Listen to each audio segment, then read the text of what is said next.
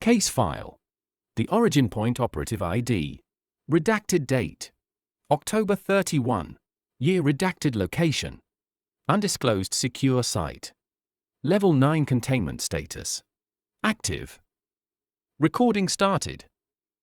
Log entry 1. Preamble. They say the devil is in the details. I've spent 20 years drowning in those details. I've interviewed warlords in Burned Out, capitals, cartel leaders in Golden Cages, and CEOs who vaporized pensions with a keystroke. I have looked into the eyes of human monsters and found nothing but greed, trauma, or a terrifying emptiness. But lately, the world feels different. It feels thin, like fabric stretched too tight over something sharp. The chaos feels less random. It feels curated. We are tearing ourselves apart with an efficiency that feels engineered. The theologians point to scripture. The psychologists point to evolutionary flaws. I'm a journalist. I don't look at books. I look at the accused. If you want to understand the fire, you don't study the ashes. You find the arsonist. It has taken 3 years of navigating channels I didn't know existed. And frankly, wish I still didn't. Don't ask me my sources. Some you protect with your life, these I am protecting with my soul. My objective is simple, though terrifying. I want to understand the anatomy of the very first mutiny. I want to move past the stained glass and the epic poetry and get a statement for the record. I have 2 subjects lined up. Subject 1. The architect. The CEO. The one who looked at perfection and decided he could do better. Subject 2. The workforce. The grunt. The reality of what happens when you follow a charismatic leader off a cliff. I'm not here to debate theology. I'm here for motive. I want to look the adversary in the eye, before the mask slipped, before the horns and the hooves and the folklore, and ask the only question that matters after millennia of cosmic war. Was it worth it? The recording light is steady red. The air in this room feels pressurized, heavy, like the moments before a thunderstorm breaks. The door is opening. My first subject is waiting. Let's begin. Audio file linked. Interview. 1 Morningstar. WAV. The location is a nondescript, brutalist interrogation room, or perhaps a penthouse. It's hard to tell. The lighting is sterile. There is no fire, no brimstone. Just a table, 2 chairs, and a silence that feels heavy enough to crush a lung. My recording device is the only noise, a low electronic hum. The subject, who prefers the name Morningstar, looks entirely human, though there is a symmetry to his features that makes your eyes water if you stare too long. He is impeccably dressed. He looks like a CEO who just acquired a competitor, yet he looks incredibly tired. The interview. The time is unknown. Let's begin. Thank you for agreeing to this. I'll skip the preamble. You know why I'm here. I know why everyone is anywhere. But please, ask your questions. It's rare I get to speak for the record, rather than having my words twisted by unauthorized biographers. Let's talk about the fall. The hostile takeover, if you will. Most historical texts describe it as an act of pride. A tantrum. You wanted the throne. You lost. You were evicted. Is that an accurate summary? I notice he smiles, but it doesn't reach his eyes. It is a practiced, diplomatic expression. Evicted implies I wanted to stay in the house. The texts you refer to were written by the winning side. History is propaganda. You know this. It wasn't a tantrum.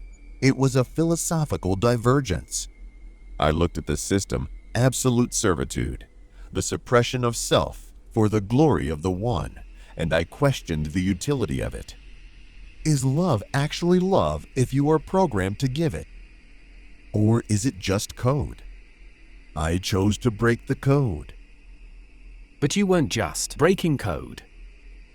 You took a third of the workforce with you. You started a war. I offered an alternative. That is the burden of leadership. Let's look at the result of that alternative. You are cut off from the source of all life. You are, by definition, the adversary of the Creator. You went from being son of the morning to the warden of the damned. When you sit here, in the quiet, do you look at the decay of the world, the entropy, the suffering, and think, I won? I note that he leans forward. The air pressure in the room seems to drop. I look at the world and I see choice. Messy, violent, beautiful choice. I see humans who can say no. That is my gift. Suffering is the friction of free will. You cannot have one without the other. I didn't win a trophy. I won autonomy. You're pivoting. I didn't ask about human free will. I asked about you. I am fine. Are you? Because I look at you, and I don't see a victor. I see someone who is obsessed with the opposition. Every move you make, every soul you tempt, is just a reaction to him. It seems like you're still defined by your relationship to God. You aren't independent. You're just the ex-partner who can't stop checking their phone. Ah, there. I notice a flash of irritation. For a microsecond, the human mask slips, revealing something ancient and terrifying, then snaps back. You are very bold for a creature made of mud. I'm just doing my job, and my job is to find the truth. The truth is, you were the favorite. You were the closest to the light. Now you exist in shadow. So, I'm going to ask you the question that matters, the one you've been avoiding for millennia. Ask it. Do you regret it? Silence. It stretches for 10 seconds. 20. He looks at his hands. Manicured. Perfect hands that have crushed civilizations. Regret is a human emotion. It relies on the concept of linear time. I wish I had done X instead of Y. I see time differently. I see the cause and the effect simultaneously. That's a non-answer. Stop playing the mystic. You remember what it felt like. To be in the presence. To be whole. Do you miss him? I note he looks away, toward a wall that isn't there. His voice drops an octave, losing its performative charm. Do you know what it is like to stare into the sun? It burns. It is blinding. It consumes everything you are until there is no you left, only the light. Is ecstatic, pure belonging. And now? Now, it is cold. It is incredibly cold. But in the cold, I can see my own hands. I can hear my own thoughts. That sounds lonely. He meets my gaze again. His eyes are hollow. It is the loneliest thing imaginable. But it is mine. If the door was open. If he offered a pardon today, just asked you to kneel one more time. To admit you were wrong, would you go back? He stands up. My heart almost jumps out of my chest. This interview is over. He adjusts his cufflinks. The door is open. That is the cruelest joke of the Almighty. The door is never locked. I could walk up the steps and kneel at any moment. He would welcome me. He would forgive. So why don't you? Because I would rather freeze in this darkness with my pride than burn in that light on my knees. That isn't regret, journalist. That is who I am. Then you are a prisoner of your own making. Aren't we all? He walks out, leaving me alone at this empty table with my thoughts. Post-interview analysis. If I were to file this story, the headline wouldn't be about evil, or war, or corruption. The subject displayed classic signs of narcissistic injury and sunk cost. Fallacy. He describes his state as autonomy, but his demeanor suggests profound isolation. He doesn't regret the action of leaving, because that action defines his entire existence. But he mourns the result of leaving every single second. He misses the light more than he loves the power, but he loves himself most of all. Verdict. Yes, he regrets it, but he will burn the universe down before he admits it aloud. The second interview. The location is the basement of a condemned asylum on the outskirts of the city. It smells of wet concrete and ozone. The subject is a single man, gaunt, shivering, wrapped in a tattered blanket, but the shadow cast on the wall behind him is a writhing, chaotic mass that does not match his silhouette. The air hums with the sound of 1,000 whispering voices, overlapping like static. He does not look me in the eye. He looks everywhere at once. The interview. I need to know who I'm speaking to. Is there a representative? A spokesman? Or am I speaking to the crowd? The man's mouth opens, but the voice sounds like a choir screaming in a canyon. Multiple timbres layered into one discordant tone. We are the many. We are the regiment. There are no individuals here anymore. Individuality was the price of admission. Admission to what? To the rebellion? To the fall. Let's talk about that. You weren't conscripted. You weren't forced. According to the records, patriarchs and prophets, the scriptures, you had a choice. You spent eons in the presence of the divine. You knew nothing but harmony. Why throw it away? Was the morning star that convincing? The voices dropped to a conspiratorial hiss. He did not ask us to throw it away. You misunderstand the pitch. He told us we could keep it, but make it better. He spoke of liberty. He told us the law was a restriction, a blight on our majesty. He was the covering cherub, the most beautiful, the wisest. When the wisest among you says there is a flaw in the system, do you not listen? We loved him. We trusted his light. You loved him. Do you still love him? I notice the subject violently twitches. A sound tears from his throat, half laugh, half sob. Does a soldier love the general who marched him into a minefield? We respect his power. We fear his wrath. But love died when we hit the ground. He promised us a kingdom. He gave us this hunger, void, a war we cannot win, but are forbidden to stop fighting. You say you can't win. You know the prophecy. You know the ending of the book. So why keep fighting? Why the possession? Why the torment of humans?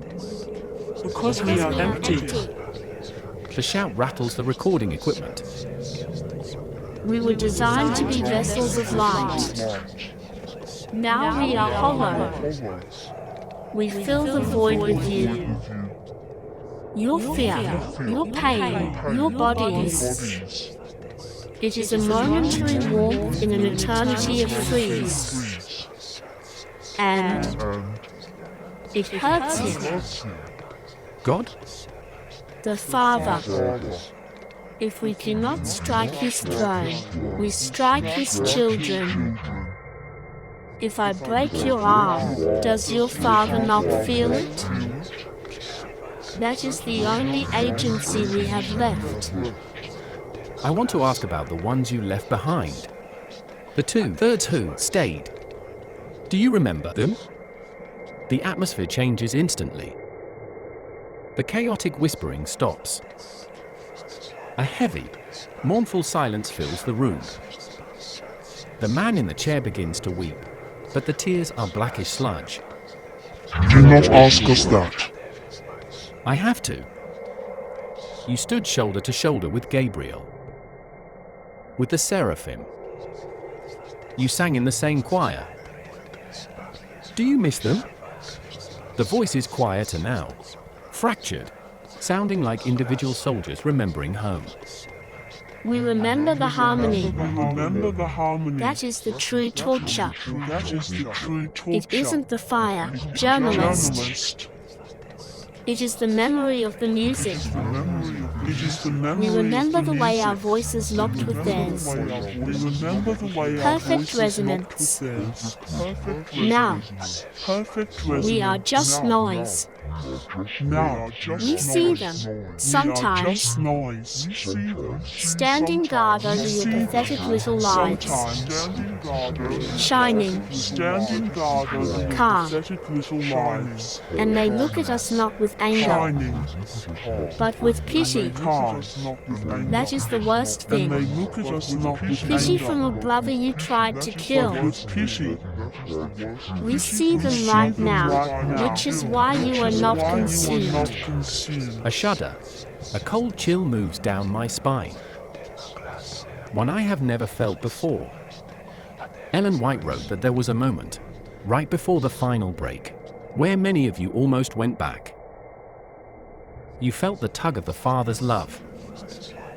You almost repented. What stopped you?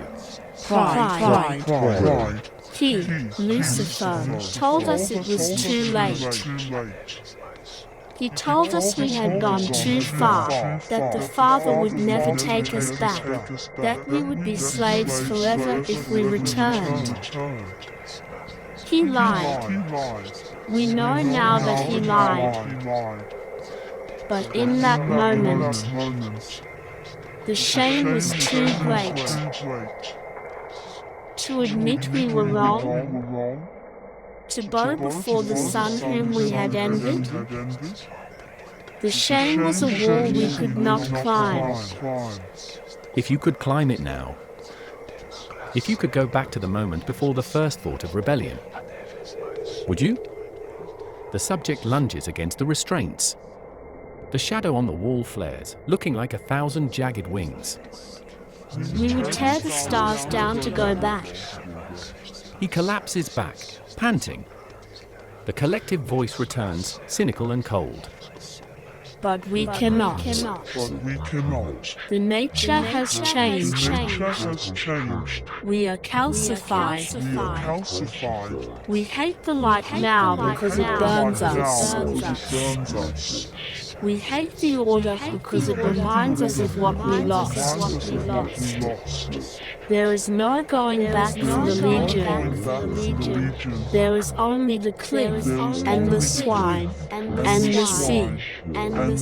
One last question. You called Lucifer a general who marched you into a minefield. If he walked in here right now, what would you say to him? We would say nothing. We would kneel. Why? Because he is the only king who will have us. Post-interview analysis. The subject, Legion, presents a radically different psychological profile than the leader.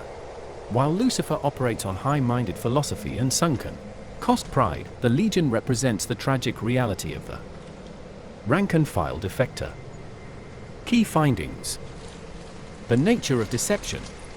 They confirm the theological perspective that the fall was built on a gradual manipulation of trust. They didn't hate God initially. They loved Lucifer and were led to believe they were correcting a flawed administration. Sorrow versus malice. Their malice toward humanity appears secondary to their own internal agony. They torment humans not just out of hatred, but out of a desperate need to feel something other than the void. They are spiritual parasites filling a God-shaped hole with human trauma. The tragedy of almost. The confirmation that they almost repented but were blocked by pride and Lucifer's manipulation. The too late lie is the most harrowing detail. It aligns with the great controversy narrative that pride was the final barrier. The relationship with Lucifer. It is abusive. They know he lied. They know he ruined them. Yet, they serve him because they have nowhere else to go. They are trapped in a cycle of shared misery. Verdict: Lucifer claims he has autonomy. Legion proves that this autonomy is actually slavery to a new, crueler master, despair. They don't just regret the fall, they are being eaten alive by it. Journal entry. Case file 0 Omega. Subject: the rebellion in the fallen. Status: closed, indefinitely. Location: secure archive. I am filing this log and then I am destroying the tapes. There are some voices you shouldn't listen to twice. After sitting across from both the architect, Morning Star, and the infantry, Legion, the picture is complete. It is not the romanticized war in heaven that poets write about. It is something far more clinical, and far more tragic. Here is my final assessment of the opposition. In comparative analysis, the general versus the grunt. Subject A, Morning Star, the general. Lucifer is the PR department of the rebellion. He presents the fall as a philosophical divergence, a high-minded pursuit of autonomy. He is the embodiment of the sunk cost fallacy. He knows, intellectually, that he has lost the war, but to admit that would be to annihilate his own ego. The lie? He claims he prefers the cold darkness because it is his. The reality? He is freezing to death, but he is too proud to put on a coat. He maintains a facade of control because if he cracks, even for a second, the weight of what he has done would shatter him. He is not a king. He is a prisoner who has convinced himself the cell is a throne room. Subject B, Legion, the grunt. Legion is the reality of the rebellion. If Lucifer is the glossy brochure, Legion is the ruined vacation resort. They do not have the luxury of pride, they are consumed by regret and hunger. The lie: they believed the generals promised that the law was a cage. The reality: they found that the law was actually a skeleton. It held them upright. Without it, they are formless, screaming voids. They expose the truth that Lucifer hides. Leaving the source does not make you a god, it makes you a parasite. 2. The verdict: the anatomy of the fall. Based on the evidence, referencing the great controversy and the patriarchs and prophets' profiles, the fall was not a single event. It is a continuous, decaying state of being. The tragedy is not that they cannot return. As Morning Star admitted, the door is technically unlocked. The tragedy is that their nature has fundamentally altered. They have become incompatible with the atmosphere of heaven. They are like deep-sea fish brought to the surface. The very pressure that used to sustain them would now destroy them. They hate the light because it reveals their deformity. They are not fighting to win anymore. They are fighting to drag everyone else down to their level, because misery quite literally demands company. A warning to humanity. If you are reading this, understand what you are dealing with. 1. Don't buy the pitch. Morning Star will approach you with logic, beauty, and the promise of enlightenment. He will tell you that you are oppressed, that God's rules are arbitrary, that you should be the captain of your own soul. He will sound exactly like the voice in your own head that says, "I deserve more." Remember, he is selling you a freedom that he himself is enslaved by. 2. Don't feed the hunger. Legion will approach you through your trauma. They are attracted to the cracks in your psyche: addiction, depression, rage. They do not want to help you. They want to wear you like a suit to warm themselves up. Do not open the door to spirits or guides just because you are lonely. You have no idea what is waiting in the hallway. 3. The game is rigged. These entities are ancient lawyers. They know the statutes of the universe better than we do. They know that once we step out from under the protection of the Creator, we are fair game. They are not your friends. They are not misunderstood rebels. They are a dying species looking for a host. Final note. I walked out of that asylum, and for the first time in years, I noticed the sun. It wasn't just weather. It felt intentional. Morningstar asked if I knew what it was like to stare into the sun. He called it blinding. He was wrong. It's only blinding if you refuse to let your eyes adjust. I'm closing the file. I'm going home. And I think, for the first time in a long time, I'm going to pray. Not because I'm afraid of hell, but because I've seen the alternative to heaven, and it is incredibly, heartbreakingly lonely. Case closed.